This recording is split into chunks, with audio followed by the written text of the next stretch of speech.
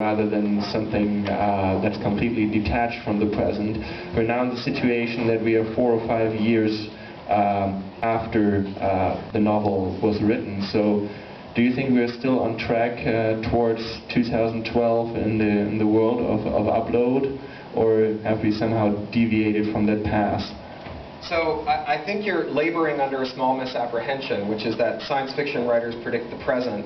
I think that most of the time, or predict the future rather, I think most of the time science fiction writers predict the past, and very occasionally they predict the present, and almost never do they predict the future. So if you want to find out a whole lot about the present of, say, 1969, go read Robert A. Heinlein's Stranger in a Strange Land, which is a novel all about the present of 1969 projected into the miraculous future of about 1975, you know.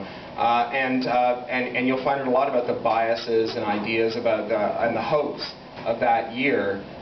You know, by the same token, read Isaac Asimov's Robots novels to find out a lot about the present day of the period after the Second World War and the Great Depression, when, in Asimov's view, I think, technologists and bureaucrats had come together to kind of think their way free of depression and of war and of the consequences of it, kind of around, you know, a round table and kind of solve the problems in this very centralized Politburo kind of way. And so when you read Asimov's books, he has this idea that a group of people will invent the perfect robot.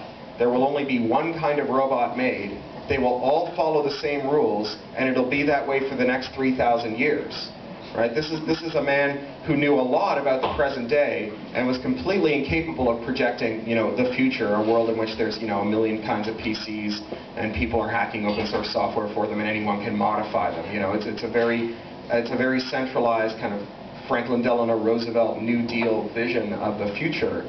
And so I wrote this book about the present day, and I wrote Backup about the present day as well. You know, Backup is about what happens when valuable things become infinitely reproducible, and so it was about Napster.